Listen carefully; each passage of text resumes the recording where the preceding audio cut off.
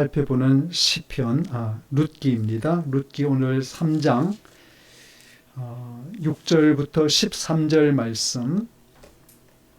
드디어 룻과 보아스가 타작 마당에서 그 한밤중에 만나는 이야기를 6절부터 13절까지 제가 가진 세 번역으로 천천히 읽어 보겠습니다. 여러분께서는 또 여러분 가지신 개역 개정을 비교하시면서 보시면 의미가 좀 더 밝을 것이라 생각됩니다. 6절부터 13절까지. 그는 타작 마당으로 내려가서 시어머니가 시킨 대로 다 하였다.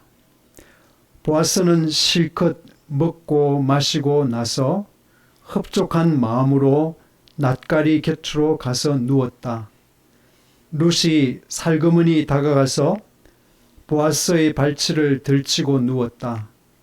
한밤중이 되었을 때에 보아스는 어시시 떨면서 돌아 눕다가 웬 여인이 자기 발치께에 누워 있는 것을 보고 깜짝 놀라면서 누구요? 하고 물었다. 룻이 대답하였다. 어른의 종 룻입니다. 어른의 품에 이 종을 안아 주십시오. 어른이야말로 집안 어른으로서 저를 맡아야 할 분이십니다. 보아스가 룻에게 말하였다. 이봐요 룻, 그대는 주님께 복받을 여인이요. 가난하든 부유하든 젊은 남자를 따라 감직한데 그렇게 하지 않으니 지금 그대가 보여준 갸륵한 마음씨는 이제까지 보여준 것보다 더욱더 값진 것이요. 이제부터는 걱정하지 마시오 룻. 그대가 바라는 것이라면 무엇이든지 다 들어주겠소. 그대가 정숙한 여인이라는 것은 온 마을 사람들이 다 알고 있어. 내가 집안 간으로서 그대를 맡아야 할 책임이 있다는 것은 틀림없소. 하지만 그대를 맡아야 할 사람으로 나보다 더 가까운 친족에 한 사람 있어. 오늘 밤은 여기서 지내고 날이 밝거든 봅시다. 그가 집안 간으로서 그대를 맡겠다고 하면 좋소. 그렇게 하도록 합시다. 그러나 그가 그렇게 하지 않겠다면 그때는 내가 그대를 맡겠소. 이것은 내가 살아계신 주님을 두고 맹세하는 것이요. 아침까지 여기 누워 있으시오.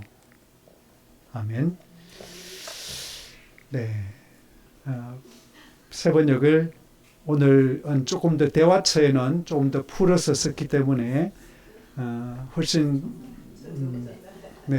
도움이 되기도 하고, 또 어떤 부분은 조금 너무 풀어서 쓰는 바람에 성경의 뉘앙스가 약간 흐려졌다는 그런 느낌이 들 때도 있는데, 하여튼 여러분 성경을 읽을 때는 여러 번역을 같이 참고하는 것이 좋습니다. 그래서 저 같은 경우는 원문도 참고하고 또 영어도 몇 개 참고할 때도 있고, 그 다음에 이제 새 번역과 개역 개정을 꼭 비교할 때 도움이 많이 됩니다. 의미를 파악하는데, 지난 시간에 그 위험한 계획이라는 제목으로 말씀을 살펴봤습니다.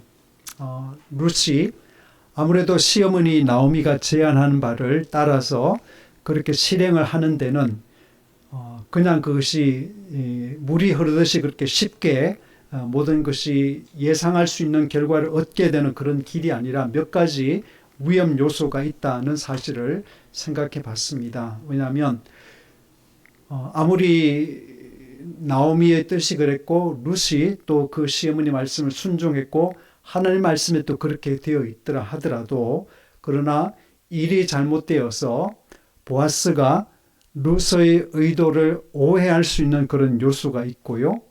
또 밤중에 은밀한 중에 하는 일이지만은 그것이 쓸데없는 그런 관심을 타인에게 받게 되어서 그것이 동네 사람들 속에 스캔들로 그렇게 이제 말로 옮겨지는 그런 위험 요소도 있고, 또 하나는 보아스가 평소에 룻을 챙기고 잘해줬지만은 그러나 기업을 물을 자라는 그 책임 앞에 그가 또 돌변할 수 있는 뭐 그런 사람은 다 100%다 믿을 수 있는 게 아니잖아요. 사람은 다 변덕을 부릴 수 있고 우리가 생각하지 못하는 그런 동전의 양면이 다 있기 때문에 그래서 언제나 그러하리라고 생각하지만 그러나 그것이 그러하게 나타나는 경우가 아닐 수 있는 그런 위험의 요소가 있기 때문에 그래서 제가 위험한 계획이라고 말씀을 드렸습니다. 자, 오늘은 그 말을 들은 룻이 과연 그 시어머니의 계획을 다 마음에 숙지하고 타작마당에 가서 은밀한 곳에 숨어 있다가 그래서 이제 보아스가 잔치를 하고 즐거운 마음으로 혼자 가서 잠자는 자리가 어디인지 알아뒀다가 모든 사람들 다 잠이 들고 이제 눈치챌 수 없는 그런 좀 깊은 밤이 되자 룻이 몰래 그 보아스의 이불을 들치고 그 옆에 눕는 그리고는 이제 밤중에 일어나서 대화를 나눈 그 이야기를 우리가 보게 되었습니다. 기분이 좋았죠. 보아스는. 그렇죠? 먹고 마시고 마음이 즐거워라고 되어 있고요. 여러분 성경. 그리고 제가 읽어드린 세 번역은 흡족한 마음으로라고 그렇게 되어 있습니다. 공동 번역을 보면 흥겨운 마음으로 뭐 이렇게 되어 있고 다 비슷한 그런 이야기인데 제가 보아스 마음을 한번 헤아려 봤어요. 뭐 비교할 수 없는 이야기지만은 저도 텃밭 농사를 하잖아요. 그래서 이게 뭐 100평도 안 되는 그런 작은 그런 뭐 코딱지만한 그런 공간이지만은 이제 농사라는 걸 어쨌든 하게 되니까 뭐 그러다 보니까 교회 주변에도 또 이렇게 뭐 꽃도 있지만은 과실 수도 있고 뭐 그러다 보니까 이게 농사를 하는 사람의 마음, 농부의 마음을 조금은 헤아릴 것 같다는 그런 생각을 합니다. 근데 그 농사는 겨울에 시작을 하는 것이지요. 농부는 딱 닥쳐가지고 따뜻한 봄이 되었을 때 농사를 시작하는 것이 아니라 겨울 때부터 마음이 분주합니다. 올해는 뭐를 심을 건지, 어떻게 뭐를 가꿀 건지, 뭐 그런 여러 가지 이제 그 변수에 대해서도 생각하고 그렇게 이제 마음이 분주한데, 그 이제 봄이 되기 전에 이제 걸음을 주어야 되고요. 그리고 이제 봄이 딱 도착하면 갈아엎어야 되고 그리고 갈아엎으면 수분이 사라지기 전에 두둑을 만들어서 비닐을 씌워야 되고 그리고 적당한 시기가 되면 이제 냉해의 위험이 지나간 시기가 되면 이제 씨를 뿌리든지 아니면 뭐 모종을 사서 그렇게 심고 물을 주고 이제 가꾸는 일을 시작을 하죠. 그리고는 좀 이따 추비라는 것을 합니다. 그러니까 심어놓으면 그게 이제 끝이 아니라 중간에 한 번 더 비료나 어떤 그런 것을 이제 추비를 줘서 그래서 이 식물이 건강하게 자랄 수 있도록 격려를 하는 것이죠. 그리고 병충해 방제해야 되고 잡초도 뽑아줘야 되고 그래서 제가 집사람한테 늘 이제 놀리는 것이 마늘은 저희들이 가을에 시작하잖아요. 늦 가을에 이제 마늘하고 뭐죠? 양파를 심고 뭐 파도 심었는데 여러분 가시다 그 길 옆에 전봇대 옆에 보면 꽤 오래 농사가 잘 됐어요. 마늘이. 그래서 지나가는 분들이 목사님 댁에는 마늘 어떻게 저렇게 굵어요. 맨날 이제 그 이야기를 제가 듣는데 근데 잡초를 안 뽑아주는 거죠. 집사람이. 잡초 담당이요? 아니요. 같이 해야 되는데 그러니까 심어 놓으면 다 되는 줄 아는가 봐요. 그래서 근데 그거 옆에 잡초가 엄청나게 나거든요. 근데 그거를 일일이 뽑아주지 않으면 경쟁해서 이 양파도 그렇고 마늘도 이게 가늘을 수밖에 없어요. 우리가 육종 마늘이라는 건강한 마늘을 얻는 것 그리고 그 양파도 좀 튼실한 양파를 얻는 것은 그렇게 이제 일일이 신경 써서 케어를 하는 그 결과로서 하는데 아무튼 이제 그런 과정 물을 주고 근데 이제 마침내 어떤 원하는 것을 수확할 때, 뭐 그것이 수박이든, 뭐 땅콩이든, 완두콩이든 수확할 때 그 기쁨이라는 것은, 그냥 마트에서 내 돈 풍족히 줘가지고 상품의 것을 내가 마음대로 사는 것하고는 비교할 수 없이, 그 수확할 때 그 손맛이라는 것은, 뭐 형언할 수 없는 그런 것입니다. 보아스 마음이 그랬을 거라고 생각하죠.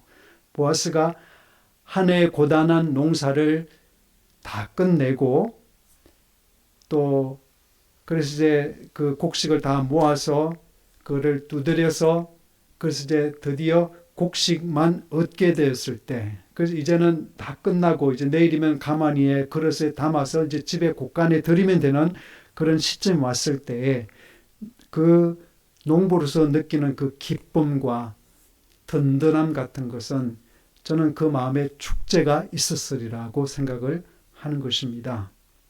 그래서 보아스는 아마도 수고한 일꾼들을 위로하기 위해서라도 또 같이 자축하기 위해서라도 음식을 아마도 좋은 음식을 내놨을 것이고 좋은 포도주를 같이 마시면서 한 해의 수고에 대해서 같이 위로하고 뭐 그랬을 거라고 생각합니다. 그래서 실컷 마시고 나서 흡족한 마음으로 이제 보아스는 자기 그 낫가리 곁에 가서 누웠습니다. 저도 어릴 때 그런 기억이 생각이 나는데요. 특별히 이제 보리는 저희들이 많이 가꾸진 않았고, 그래서 보리 그 낫가리는 그렇게 높진 않았는데, 가을이 되면 벼를 많이 했죠. 집집마다 벼농사 많이 했죠. 그래서 저희 집도 벼농사를 꽤 했기 때문에, 그래서 집 앞에 보면 이제 낫가리가 있어서 거기에 높이가 제 그 키로, 어른들 키로 훨씬 넘기는 그렇게 집을 이제 쌓아놓고 겨울에 집을 이제 그 불 때는데 그걸 다 쓰곤 그랬거든요. 그리고 이제 소죽을 끓일 때 그걸 썰어서 여물을 쓴다 그러죠. 그걸 썰어가지고 소죽을 끓여서 소를 먹이기도 하고 하여튼 여러 이제 용도로 썼는데, 근데 그 어릴 때 그 놀이가 없으니까 볏짚 그 사이에 볏 그 쌓은 그 사이에 그 볏단을 깔아놓고 누우면 따뜻해요. 따뜻해. 공기가 따뜻해요. 그리고 폭신해. 어릴 때 우리 폭신한 게 없잖아요. 뭐 땅바닥에 그렇게 자고 다 그렇게 했기 때문에 오늘날처럼 침대의 그 폭신함을 맛보지 못했던 그 어린 시절에 볕단을 몇 개를 깔고 그게 누우면 굉장한 대접입니다. 그래서 아마도 보아스도 그런 그 상황에서 골아 떨어졌을 거예요. 일꾼들과 함께 즐겁게 음식을 시컷 먹고 또 술도 포도주도 넉넉하게 마셔서 정신없이 잠이 들었을 겁니다. 그때 룻이 몰래 그 이불을 들치고 들어갔으니, 뭐 이불이라는 게 따로 있는 게 아니라 보아스가 입고 있던 겉옷이죠. 겉옷을 덮고 이제 그 위에 자는데 룻이 살그머니 그 겉옷을 들치고 그 뒤에 가서 누웠다 이 말이에요.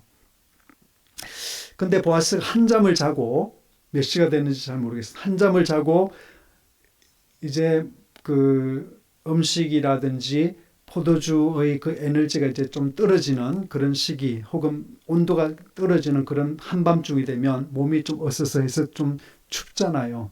그 정신이 들잖아요. 근데 보아스가 아마도 발을 어떻게 했는지 뭔가 이렇게 그 내가 혼자인데 뭔가 발에 뭐 걸렸든지 그랬겠죠. 뭔가 감각이 왔어요. 그래서 깜짝 놀랐습니다.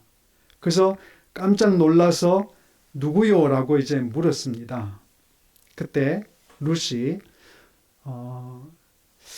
여러분 상상에 룻이 그때까지 잠을 잘 수 있었을까요? 아니면 밤을 새고 있었을까요?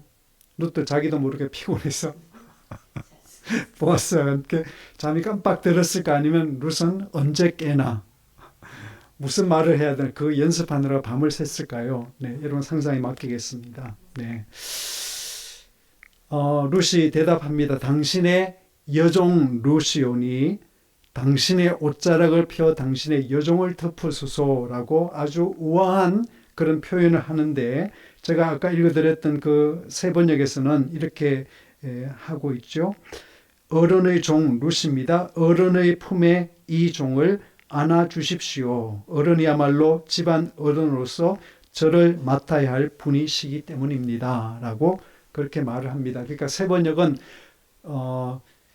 그 옷자락을 펴서 당신의 여종을 덮으소서라는 그 히브리어를 비교적 직역한 우리 개역 개정의 의미가 뭐를 뜻하는지 그 적용을 이제 시켜가지고 이렇게 풀어낸 것이지요. 근데 여기서 우리 한 가지 주목해야 되는 것은 2장 13절에 보시면 룻과 보아스가 처음 만났을 때 대화 가운데 룻이 이렇게 말을 합니다.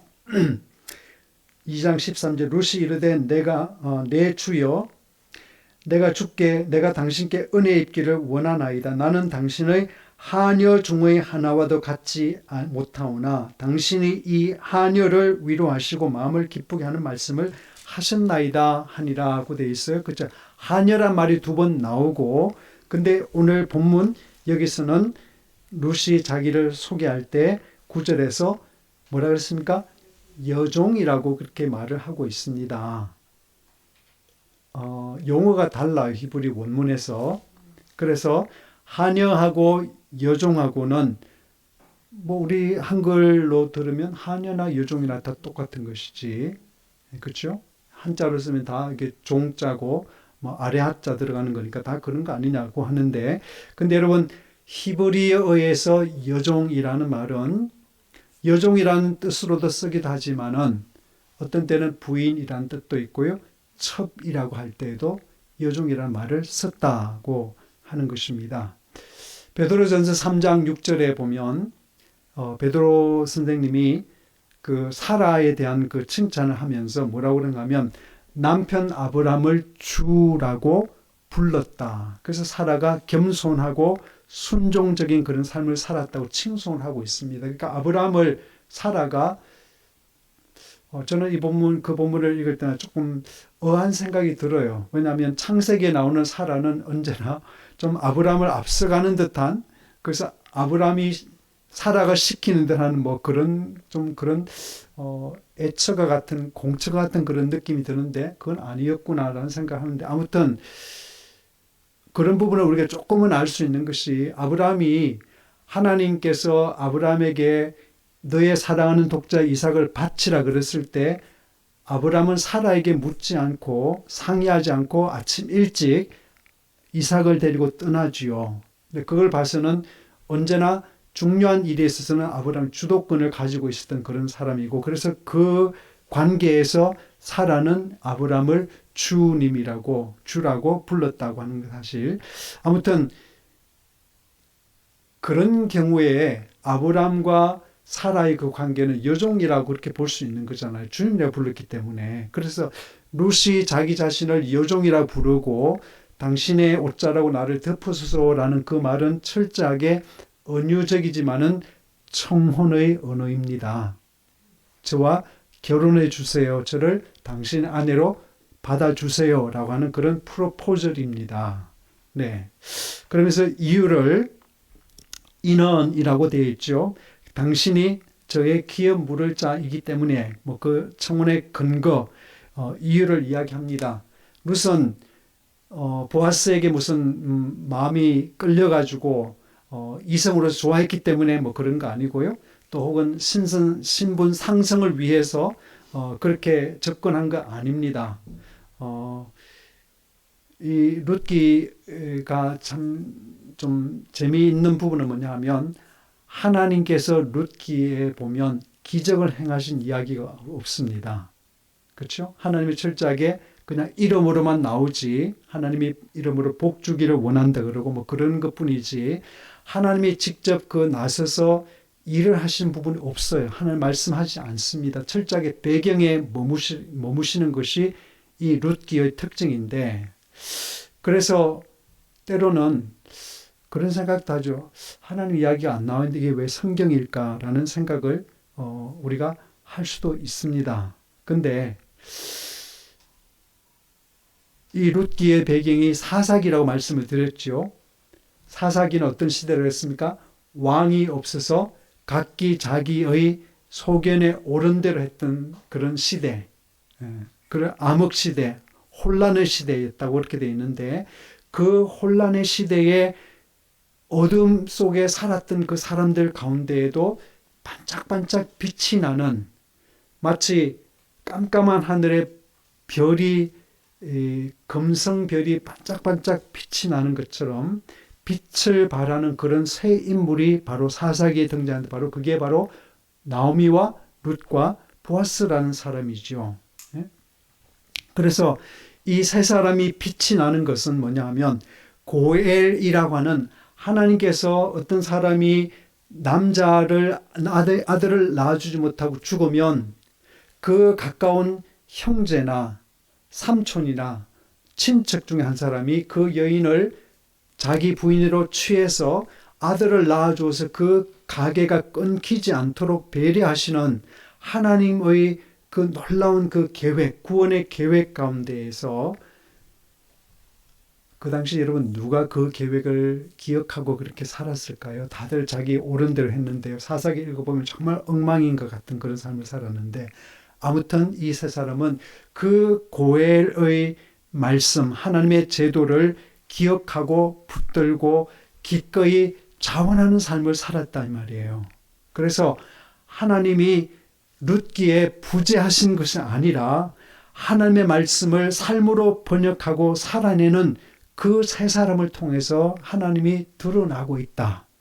저는 그렇게 보는 것이죠. 그래서 우리가 한번 질문합니다. 내 삶은 김효종 목사의 삶은 혹은 여러분의 삶은 하나님의 말씀을 번역하는 삶인가 한번 물어보면 좋겠습니다.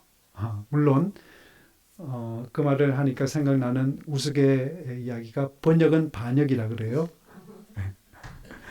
그래서 번역은 때로는 저자 의도가 이랬는데 때로는 반역해서 이렇게 갈 수도 있는 것이 번역이긴 해요.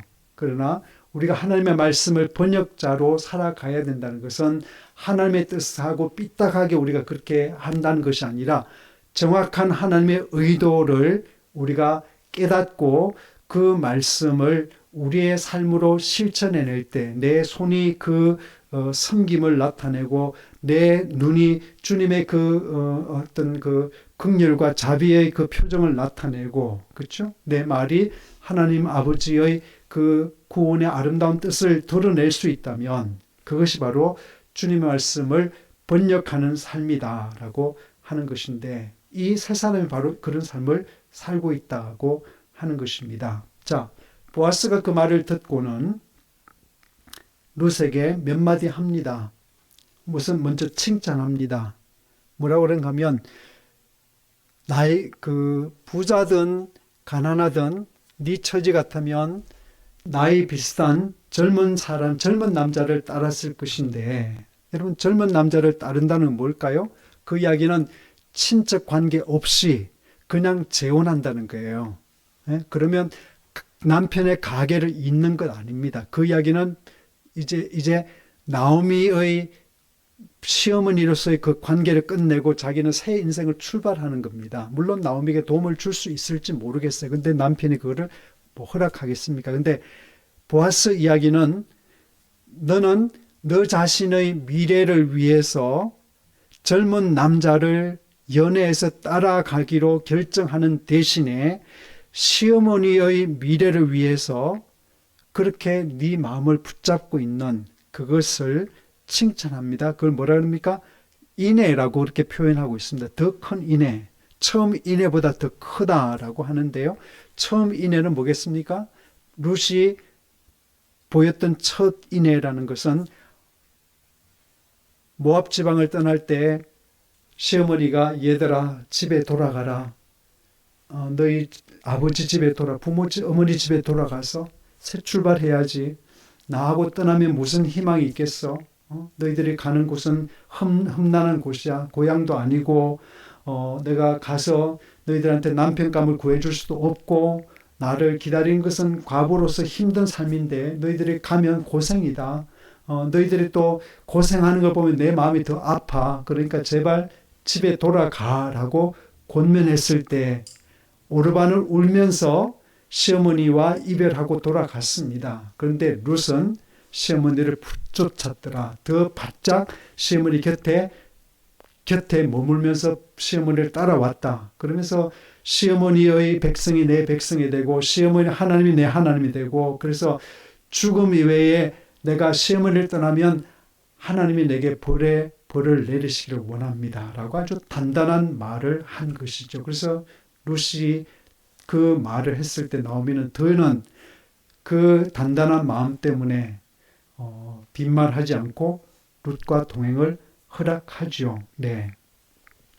자, 그것이 룻이 보여줬던 인애고 또 하나는 그가 그냥 집에 한가히 있는 것이 아니라 누군가 그냥 도와주기를 바래서 어떻게 하겠어요, 여러분? 이방인 여인으로서 과부로서 왔는데 뭐를 알아요, 내가. 근데 룻은 일어나서 어머니 제가 이삭 주우러 갈게요. 그 이야기가 용기 있게 나오잖아요. 그래서 거기 가면 무슨 일을 당할지도 모르는데 아무도 모르는 그 상황 중에서 용감하게 행동하는 그 룻이 바로 시어머니 생각하는 것이죠. 그것이 바로 인애, 그 첫 번째 인애인데 보아스는 네가 지금 하는 인애는 그것보다 더 크다라고 칭찬을 하고 있습니다. 그것이 왜 그럴까요? 아까도 말씀드린 것처럼 룻은 시어머니의 말을 그대로 지금 실천하고 있다는 말이죠. 순종하고 있습니다. 그래서 룻은 철저하게 자기 자신의 미래 챙기는 일이 아니라 시어머니 가게를 세우는 일에 자신을 들여서 행동했기 때문에 그래서 보아스는 그 일 때문에 자기에게 온 것을 보아스가 알았습니다. 그렇죠? 그래서 보아스는 그 행동이 헤세드다, 인애다라고 이야기를 합니다. 말틴 하이데거라는 철학자는 그런 말을 했습니다. 언어는 존재의 집이라는 말을 했습니다. 언어가 존재의 집이다. 그러니까 어떤 사람이 말하는 것을 들어보면 그 사람의 용어를 보면 그 사람의 말의 방향이라든지 그런 무드나 그런 걸 보면 그 사람의 속 사정, 그렇죠? 속의 품격, 그 사람의 인격, 내면 세계를 알 수 있다라고 하는 것입니다. 네.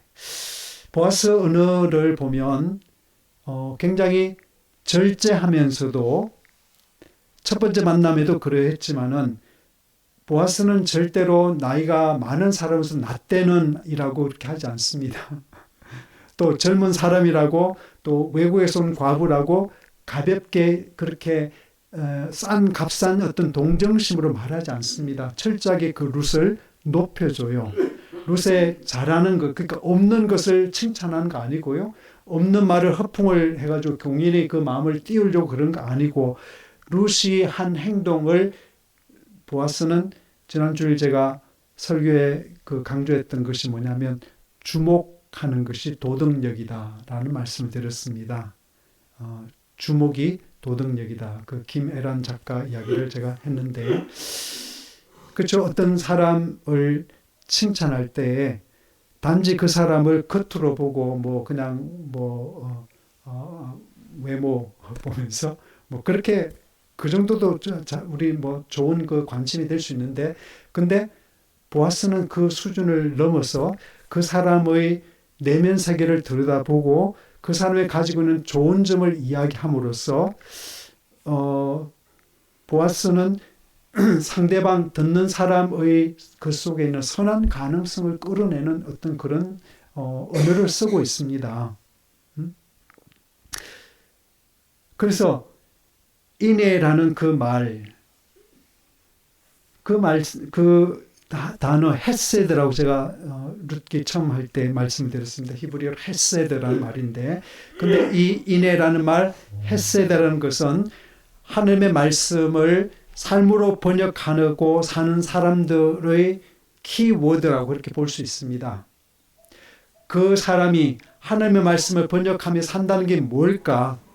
한마디로 말한다면 바로 헤세드가 드러나는 사람, 인애가 표현되는 사람. 그 인애라는 말은 끊을 수 없는 사랑, 우정 같은 걸 이야기하는 것이거든요. 끊을 수 없는 사랑과 우정 같은 것. 그러니까 쉽게 이랬다 저랬다 하지 않고 상대방이 좀 내가 보기에 좀 마음에 안 든다 그래서 금방 그냥 절연하고 그렇게 그냥 헌시적으로 버리는 그런 가벼운 관계 아니라, 하나님은 언제나 이스라엘을 대할 때는 오래 참으시고 때로는 매질도 하시지만 그러나 언제나 하나님의 매질 뒤에는, 나무람 뒤에는, 경고 뒤에는 뭐죠? 그 사람을 하나님께로 돌이키게 하시는 그런 좋은 뜻을 가지고 하시잖아요. 네. 그저께인가 뉴스에 잠깐 보니까 싱가포르에 지금 이제 교사들이 저는 싱가포르에 체벌이 있다 들었어요. 사회적으로 체벌이 있다 들었는데, 그래서 교사들이 되기 위해서는 체벌 연습을 해야 된답니다.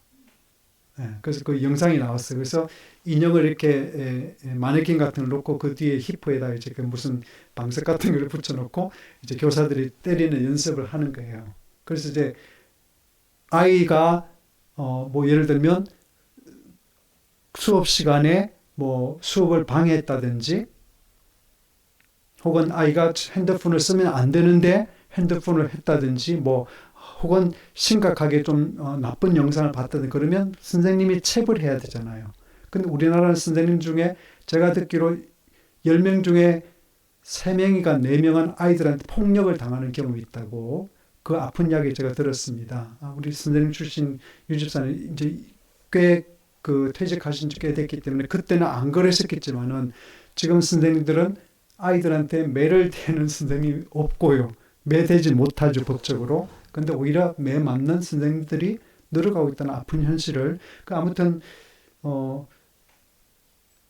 싱가포르에서 선생님들을 훈련을 시키면서 아이들한테 체벌하는 것을 선생님 교육의 일환으로 그렇게 만드는 것은 뭐겠습니까? 감정 가지고 미워하는 마음으로 아이를 때리지 말라는 것이죠. 이 체벌의 효과는, 목적은 뭐죠? 그 아이가 그 잘못을 깨닫고 돌이킬 수 있도록 하기 위한 그런 긍정적인 그 목표를 위한 것이지, 너 잘못했으니까 하면서 선생님이 옛날 우리 선생님들 하듯이 그렇게 감정 폭발해가지고 그렇게 그거 아니다는 것이죠. 하나님의 헤세드 바로 그런 것이었습니다. 네. 그러면서 보아스가 약속을 합니다. 내가 너의 말대로 다 행하겠다. 네가 현숙한 여자인 줄을 동네 사람들이 다 안다라고 이야기를 합니다. 현숙한 여자라는 말, 우리 또 처음에 살펴봤죠. 현숙한 여자라는 말이 2장 1절에서는 똑같은 그 히브리어 하일이라는 그 표현이 2장 1절에서는 그 보아스를 설명할 때 쓰는 말로서 유력한 자라는 말로 번역이 됐다고 말씀을 드렸습니다. 그래서 현숙하다는 말이 유력하다는 말로도 번역될 수 있고요. 용감하다는 그런 말로도 번역될 수 있습니다. 그리고 잠언 31장 10절부터 31절에서는 잠언을 끝내면서 현숙한 여인에 쭉 현숙한 여인은 뭐 남편을 이렇게 섬기고 집안을 이렇게 일으키고 자기 삶을 이렇게 관리하고 종들을 이렇게 하고 산업을 이렇게 넓히고 하는 그 이야기, 좋은 이야기도 나오는데 그거 다 현숙한 여인의 이야기인데, 근데 보아스는 지금 온 동네 사람들이 네가 현숙한 여인 줄 안다 라고 하면서, 저는 그런 생각이 듭니다. 제가 루시였다면 얼마나 마음이 콩닥콩닥 했겠어요. 그렇죠. 허락받고 지금 발치 누워있는 거 아닌데 이 사람이 나를 어떻게 받아들일까, 일이 어떻게 결론 날까 너무나 궁금하고 너무나 걱정되고 그랬을 텐데, 근데 보아스는 너는 현숙한 여인이라는 소문이 났어. 내가 다 할게. 그 이야기를 하면서 루스의 그 일렁이는 그 마음을 딱 그렇게 잠잠하게, 그 좋은 언어로 잠잠하게 만들지 않습니까? 그렇죠? 근데 현숙한 여인이란 말은, 현숙하다는 말은 무조건 그냥 좋은 뜻이 아닙니다. 그냥 착하다 그런 뜻이 아니라, 어떤 그 성경학자 이렇게 이야기를 했습니다. 악에 항거할 수 있는 힘, 하나님께 봉사할 수 있는 힘, 순종의 좁은 길에서 인내할 수 있는 힘을 가진 여인이라는 뜻이다. 그러니까 악한 일에 항거하고 하나님께 봉사하고 순종이라는 좁은 길에서 금방 지쳐서 그냥 뒤돌아보지 않고 오랫동안 인내할 수 있는 그런 끈기를 가진 여인이라는 그런 뜻이다라고 그렇게 풀었습니다. 여러분, 흥미롭게도요, 우리가 다음 시간에 언젠가 한번 살펴보고 싶은 또 하나의 짧은 그 책이 구약 성서의 에스더이지요. 에스더 여자 이야기고, 그래서 흥미롭게도 룻기와 에스더서는 성경에서 신데렐라 이야기로 그렇게 이름이 나 있습니다.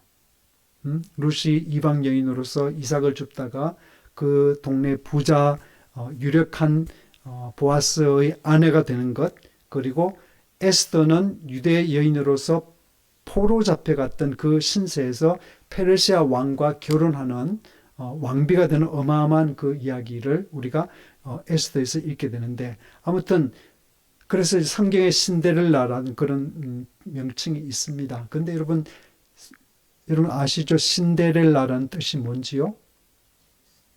네, 신데렐라는 제투성이라는 그런 뜻이고요. 그것은 신데렐라의 계모가, 그리고 그 계모가 데려온 신데렐라보다 나이가 많은 언니들이 못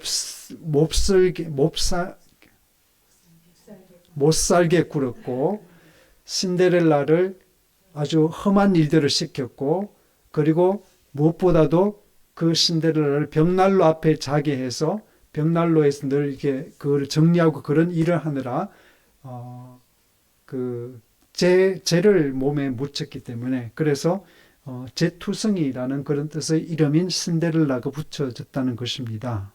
네. 근데 여러분, 역설은 이것이에요. 신데렐라 역설은 그녀가 소설 속에 주인공이 그 행복한 해피엔딩의 여주인이 될 수 있었던 것은 신데렐라가 원래부터 그랬던 것이 아니라 그 서름의 시간을 이기려고, 그렇죠? 계모로부터 학대받고 언니들로부터 그렇게 왕따를 당하고 아버지가 보이자면 늘 험한 일을 해야 되는 그 서름의 시간을 견디는 신데렐라는 뭘 합니까? 어머니 무덤가에 하루에 3번 가요. 그게 울면서 기도합니다. 그때 이제 아버지가 그 꺾어다 줬던 그 무슨 감나무인가요? 하여튼 그 나무를 심어서 그 나무에서 이제 그 요술을 이렇게 이제 이야기에 나오는데, 근데 아무튼 신데렐라는 그냥 행운이 찾아온 거 아닙니다. 그렇죠? 제투성이의 인생을 살았던 그 신데렐라가 그 삶 속에서 끝까지 인내하고 그 고난의 시간을 거쳐서 마침내 신데렐라의 그 자리에 오를 수 있었던 것처럼, 룻도 일찍이 남편을 잃었고요, 고국을 떠나서 그 시어머니 한 분을 행복하게 하기 위해서, 그분의 책임을 지기 위해서 시어머니의 고향으로 따라오게 되는 그 어마어마한 결정을 하고 돌아온 그런 제투성이입니다, 룻이. 그런데 룻은 잘하는 것은 뭐였습니까? 자기 옳은 대로 하지 않고 하나님의 말씀을 붙잡은 시어머니 말씀을 그가 순종했다는 것에 룻의 힘이 있는 것이죠. 네. 그러면서 이제 보아스가 한 가지 아쉬운 말을 합니다. 룻의 마음을 좀 아프게 하는 말을 해요. 나한테 내가 그 책임을 맡을 사람인 거 맞는데, 근데 사실은 나보다 너한테 더 가까운 친척이 한 사람이 있어. 그러니까 그 사람한테 먼저 권리를 줘야 돼라고 말을 하는 것이죠. 얼마나 룻이 그 순간에 또 철렁했겠습니까? 이 과정을 또 거쳐야 되니까.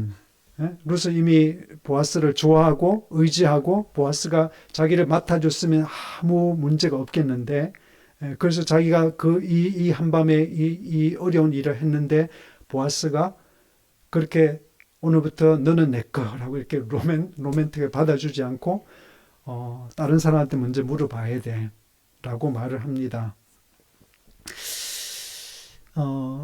김혜란 작가 아까 이야기했는데 지난번에도 언젠가 이야기한 것 같아요. 김혜란 작가 이야기가 인간에게는 있고 AI에게는 없는 것이 하나 있대요. AI가 가질 수 없는 것인 그것은 바로 망설임이다 라고 했습니다. 인간은 망설일 줄 알고, 이혜령 작가 말씀에 하면 인간은 져줄 줄 아는 것이 인간이고 AI는 망설이거나 져주는 거 없다는 것이죠. 저는 아브라함 생각을 합니다. 아브라함이 롯 조카 롯을 같이 데려나와서 그 가나안 땅에 정착해 살다가 그들의 양떼가 많아졌죠. 양쪽이 다 많아져서 그 터가 좁으니까 자꾸 아브라함의 양떼를 돌보는 종들과 롯의 그 종들이 다투게 되죠. 자꾸 사소한 일로 다툽니다. 그러니까 아브라함이 제안합니다. 야, 조카야. 우리가 하나님을 믿는 사람으로서 여기 와서 이방에 와서 우리가 싸우면 되겠냐? 그 우리 갈라서자. 네가 우쪽으로 간다 그러면 내가 왼쪽 갈게. 네가 왼쪽이 마음에 든다면 내가 오른쪽 갈게라고 롯에게 우선권을 주죠. 예? 양보하죠. 저는 그게 망설임이라고 생각하는 거예요. 그러니까 내 눈에 보기에는 분명히 저 소알 땅이, 그러니까 소돔과 고모라 그 땅이 비옥하고, 그렇죠? 하나님의 동산처럼, 물된 동산처럼 이렇게 좋아 보였다. 그래서 롯이 그걸 택합니다. 그 아브라함은 조카가 택하고 남은 별로 안 좋은 땅을, 그러니까 일꾼들 아마 투덜투덜 했을 거예요. 그렇죠? 그러나 하나님이 멸망시키기 전이었던 거로 하나님의 동산 같았더라, 그렇게 되어 있거든요.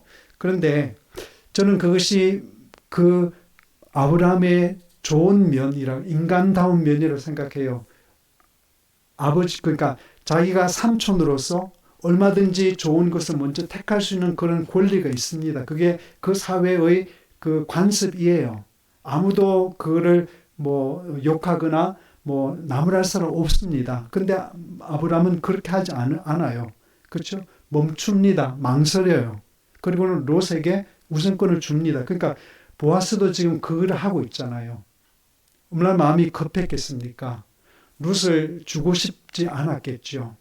그런데도 보아스는 그렇게 하지 않고 먼저 권리를 주자, 기회를 주자. 그 사람이 좋다 그러면 뭐 그렇게 하고, 그런데 그 사람이 싫다 그러면 내가 할게 라고 이제 롯에게 이야기를 합니다. 네. 우리 삶은, 저는 우리 한국의 삶이 참 경쟁적이다. 우리가 한국 사회를 보면 참 우리 한국이 너무나 잘 살게 되어서 저는 그런 거를 몇 번 보았습니다. 미국에 살 때 한 번씩 한국에 오면 한국의 사회가 조금 그 분위기가 바뀌고 있다는 것을 제가 감지할 때가 꽤 있었습니다. 그래서 한국은 지금 한국 사람들 굉장히 자신감이 있어졌어요. 네, 자신감이 있었습니다. 그런데 그 이면에는 물론 열심히 산 거 있었는데, 근데 그 열심히 산 것 이면에는 또 하나의 그 나쁜 요소가 있죠. 그게 바로 지나치게 경쟁적이다라는 것입니다. 마치 100m 달리기 출발선에 우리 운동회 때 그랬잖아요. 그때 막 그 별로 뭐 공책 뭐 하나 따고 안 따고 그건데, 그거 1등도 어차피 못할 거 알면서도 1등하고 목표 아니었어. 근데 어떤 긴장해서 입이 바짝바짝 마르잖아요. 그 출발선 서면.